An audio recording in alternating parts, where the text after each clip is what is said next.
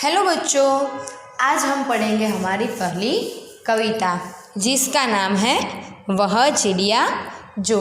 हमारे इस कविता के कवि का नाम है केदारनाथ अग्रवाल। केदारनाथ अग्रवाल जी बहुत ही जाने माने और प्रसिद्ध कवि थे। उन्हें हिंदी साहित्य में बहुत सारी कविताएं लिखी है।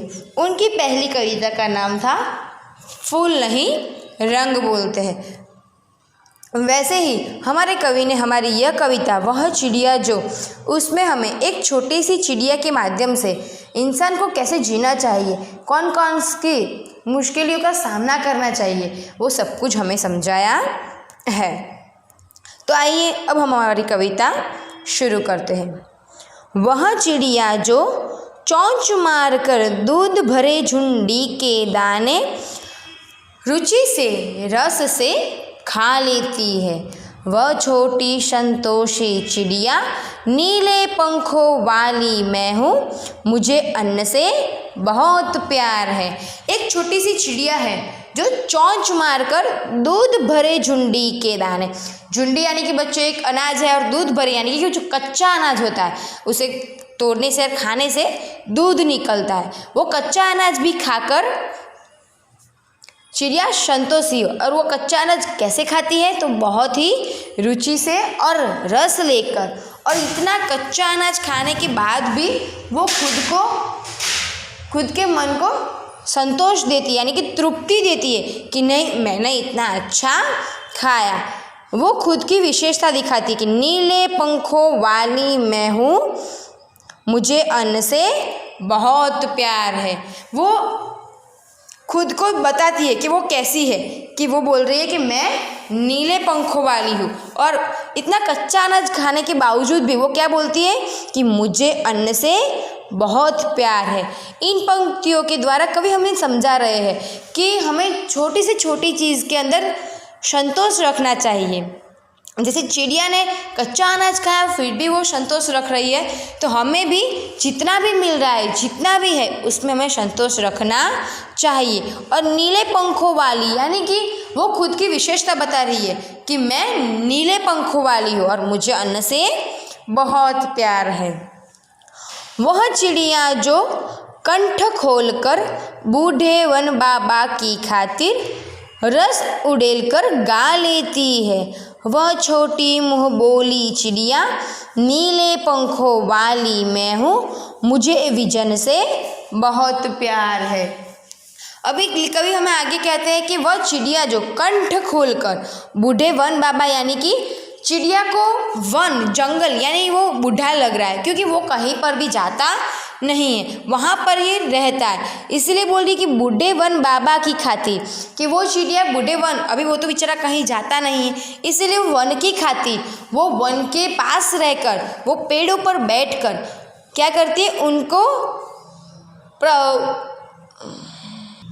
उनका मन बहलाती है। क्या कर कर उसका कंठ खोलकर, यानी कि उसकी सुरीली आवाज़ से गा कर, रस उड़ेल कर गा रहती है। उसके वन की खातिर वो पूरी की पूरी प्रफुल्लित हो जाती है और उनके लिए गाना गाकर उन सबको प्रफुल्लित करती है।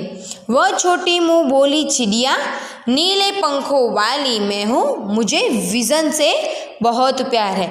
वो इतनी छोटी सी चिड़िया है फिर भी कितनी ज़्यादा, कहते हैं ना छोटा मुँह बड़ी बात, ऐसा ही। पर छोटा मुँह बड़ी बात पर उसमें इस कविता में हमें ये समझा रहे हैं कि वो इतनी छोटी है पर उसने कितनी बड़ी बात बोली। वो बूढ़ावन उसे वो ऐसा समझती है कि वो कहीं पर जा नहीं सकता, इसीलिए वो उसके बारे में सोच रही है, इसलिए उसे मुँह बोली कहा गया है। वो फिर से बता रही है कि मैं नीले पंखों वाली हूँ और मुझे विजन से बहुत प्यार है। विजन यानी कि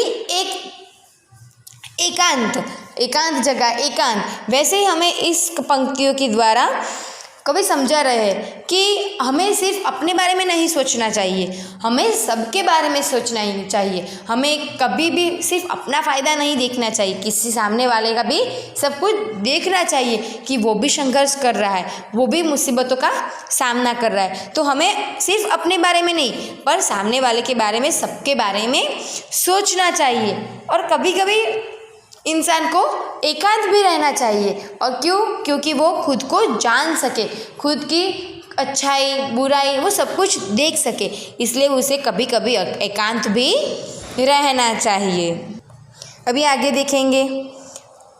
वह चिड़िया जो चोंच मार कर चढ़ी नदी का दिल टटोल कर जल का मोती ले जाती है। वह छोटी गर्बीली चिड़िया नीले पंखों वाली मैं हूँ, मुझे नदी से बहुत प्यार है।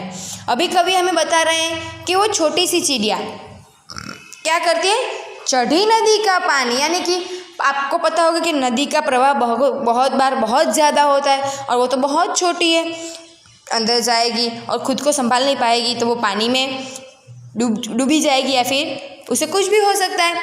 इसे बोलती है कि चढ़ी नदी का दिल टटोल कर, यानी कि वो प्रवाह वाली नदी से अचानक से अंदर जाती है, उसमें चोंच भर कर यानी कि चोंच मार कर पानी पीती है, फिर तुरंत वो उड़ जाती है, जल का मोती ले जाती। जल का मोती यानी कि उसके लिए वो पानी पीना एक मोती के बराबर होता है।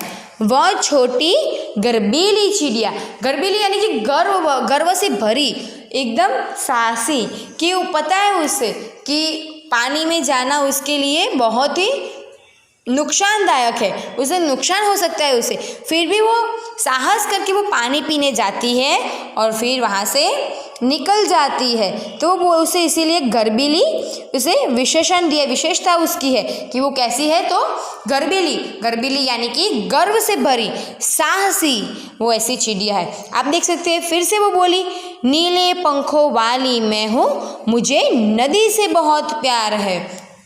तो वो बोलती है, फिर से आप देख सकते हो कि वो अपनी विशेषता बार बार बताती है। वो क्या है, वो बार बार हमें बताती है कि नीले पंखों वाली मैं हूँ, मुझे नदी से बहुत प्यार है। वैसे तो नदी से हम सबको भी बहुत प्यार होता है। आप कभी नदी के पास जाओगे तो आपको कितना अच्छा लगेगा, उसमें उसके अंदर पैर रख कर बैठना, वहाँ खेलना। वैसे ही चिड़िया को भी नदी बहुत अच्छी लगती है। तो इस पंक्ति में कवि हमें समझाते हैं कि हमें खुद पर, हम जो हैं हम सही है तो हमें उस बात पर हमें गर्व करना चाहिए, ना कि किसी और का देखकर हमें जलन करनी चाहिए या फिर कुछ ऐसा करना चाहिए। ऐसा कुछ नहीं, हम जो है, हमने जितना संघर्ष किया उस पर हमें गर्व करना चाहिए। और हमें इस कविता के माध्यम से हमें कवि बता रहे हैं कि हमें जीवन में संघर्ष करते ही रहना चाहिए, करते ही रहना चाहिए, ना कि हमें हार माननी चाहिए। जब हम संघर्ष करते ही रहेंगे तो हमें एक ना एक दिन सफलता ज़रूर मिलेगी। तो बच्चों, मैं आशा करती हूँ कि आपको ये कविता अच्छे से समझ आ गई होगी। Thank you.